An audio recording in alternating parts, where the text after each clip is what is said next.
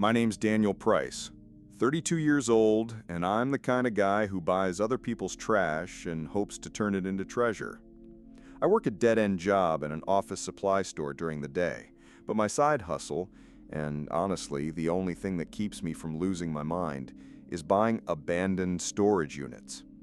You know the kind you see on those TV shows? Except in real life, it's less glamorous. You're not finding gold bars or priceless antiques. You're finding water-damaged furniture, old tax documents, and if you're lucky, something you can flip for $50 on Facebook Marketplace. I started doing this about 2 years ago. At first, it was curiosity. I liked the idea that a locked metal door could hide an entire snapshot of someone's life.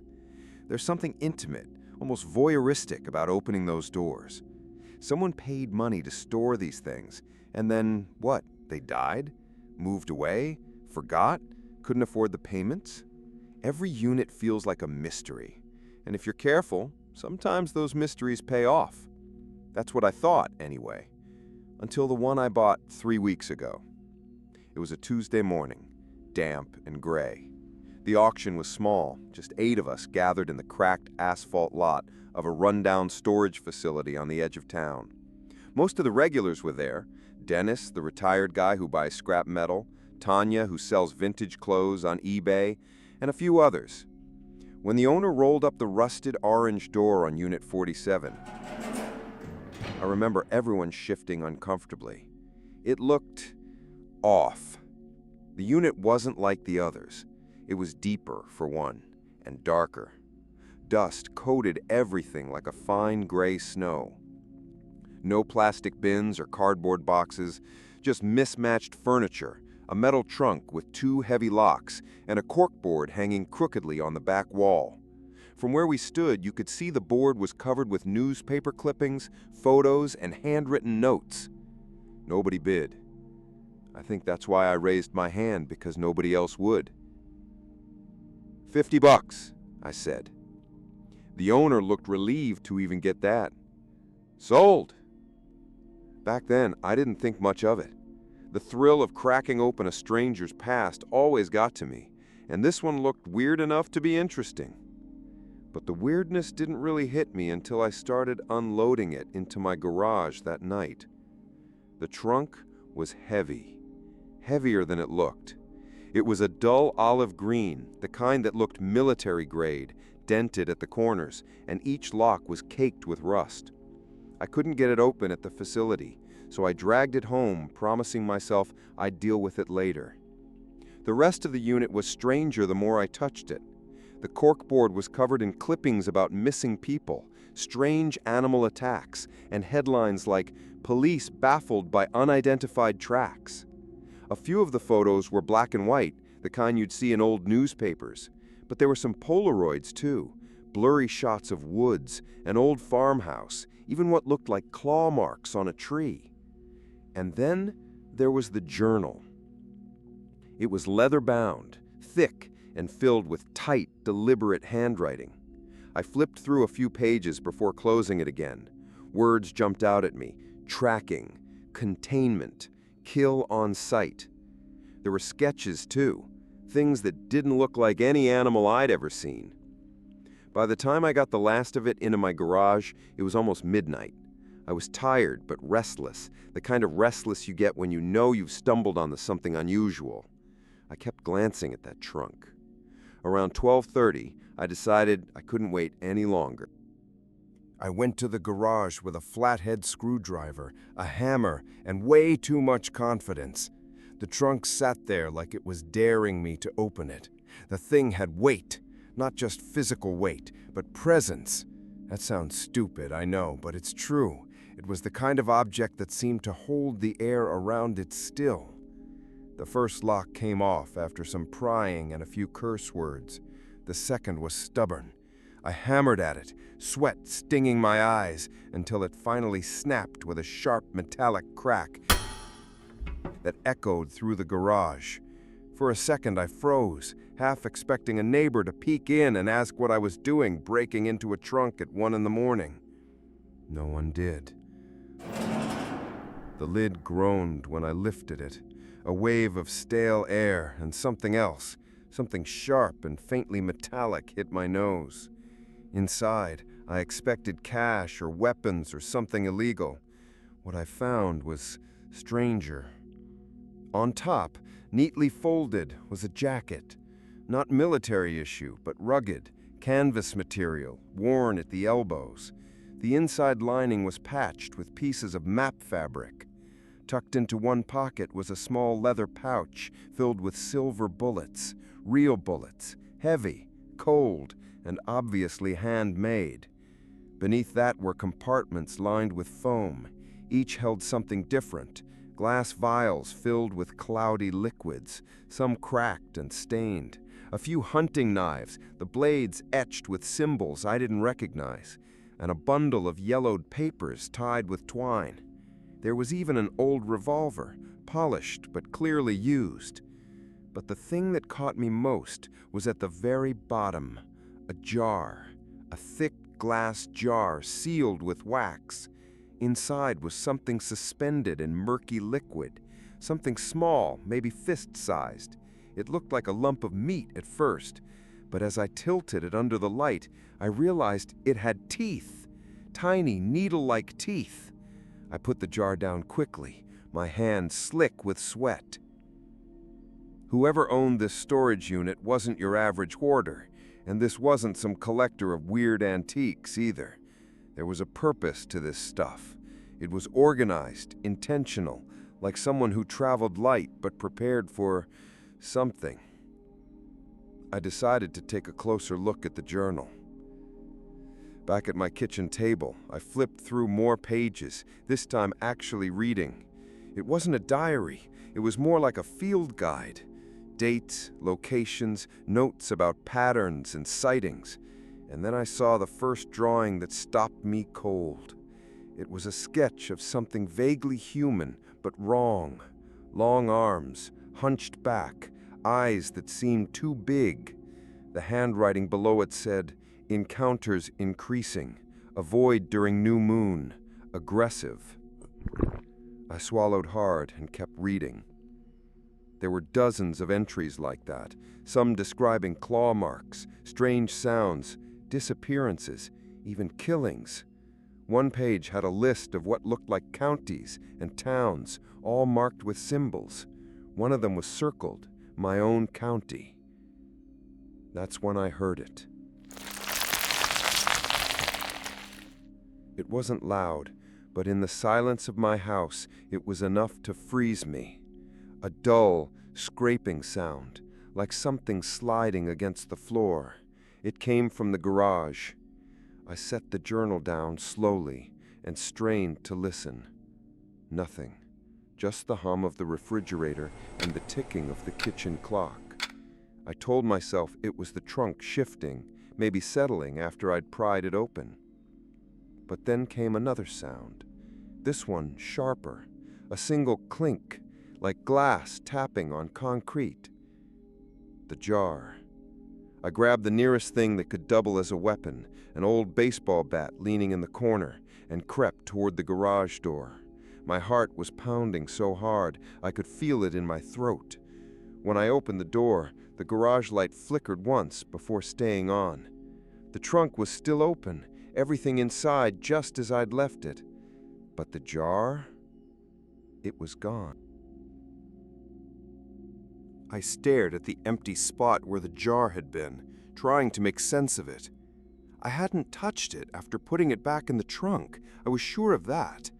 My first thought was that it rolled off, maybe shattered on the floor. But there was no glass, no liquid, no smell, nothing. The jar was just gone. The garage was dead silent. I scanned the corners, behind the tool rack, even under the old lawnmower. Nothing. My palms were sweating so much the baseball bat almost slipped from my grip. Then I noticed something I hadn't before. Faint, wet marks on the concrete. Small, irregular blotches leading away from the trunk toward the back door. I followed the trail, every step heavier than the last. It stopped at the door, like something had squeezed through the gap at the bottom, which didn't make sense because the gap was maybe half an inch wide. I locked the door, then double-checked every other door and window in the house. I even peeked under the bed like I was a kid again. Nothing. Eventually, I told myself the obvious answer. I was tired. It was past 1 in the morning and had been running on fumes all day. Maybe I imagined putting the jar in the trunk. Maybe I set it somewhere else without realizing. I tried to sleep. I really did. But lying there in the dark, I couldn't shake the feeling that something was off. The house sounded different. Every creak of the wood, every sigh of the pipes felt louder, closer. At one point, I swear I heard faint scratching, like nails on tile. But when I got up to check the bathroom, there was nothing. I didn't fall asleep until after 4 a.m., and even then my dreams were a mess of glass jars and rows of sharp little teeth. When I woke up, sunlight was streaming through the blinds. For a second, everything felt normal, until I walked into the kitchen. The journal was still on the table, but now it was open to a page I hadn't left it on. A page with another sketch. This one looked worse than the first.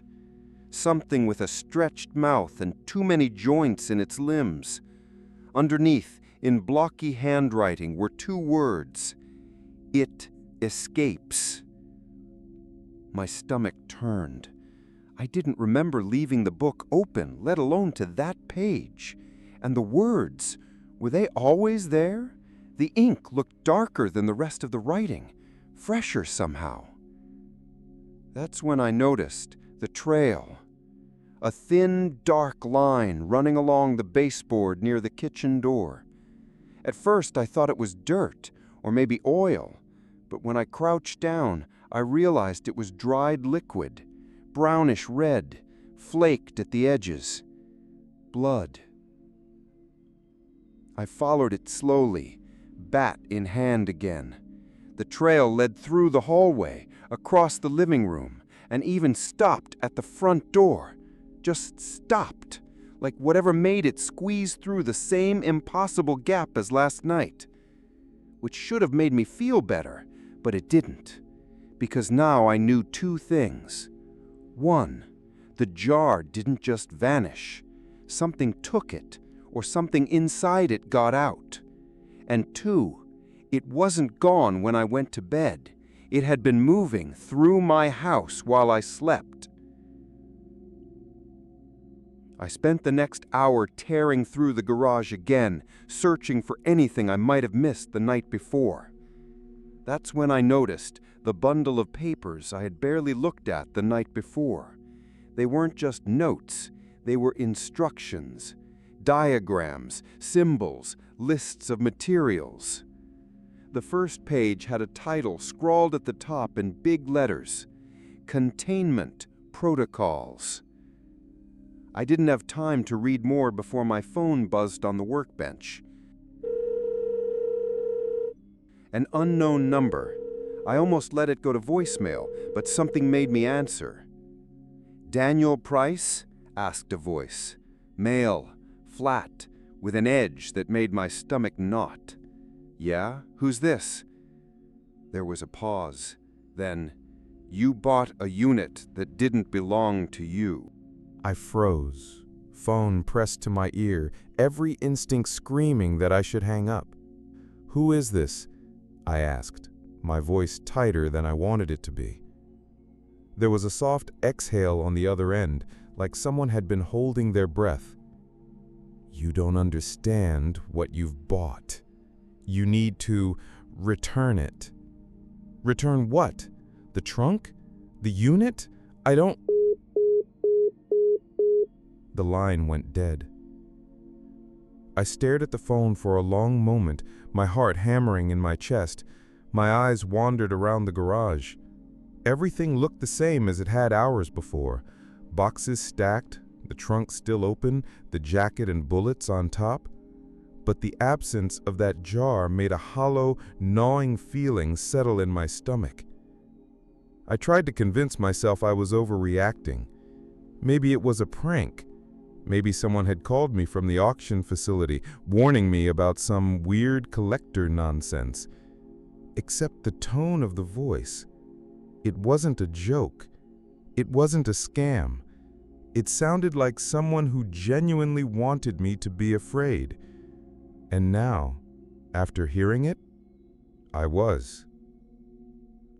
I spent the rest of the day glued to the unit. Every creak, every flicker of movement in the shadows made me jump. I even went so far as to board up the garage windows, but it didn't help. I couldn't shake the feeling that I wasn't alone. By evening, I decided to check the journal again. I flipped through pages faster this time, scanning for anything I could make sense of. Symbols, diagrams, lists of what looked like traps or containment devices, everything meticulously documented. And then I found a page that made my blood run cold.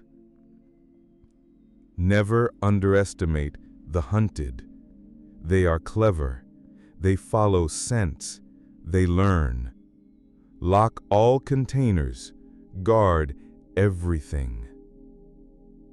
There were marks along the edge of the page, scratches deep enough to catch the light.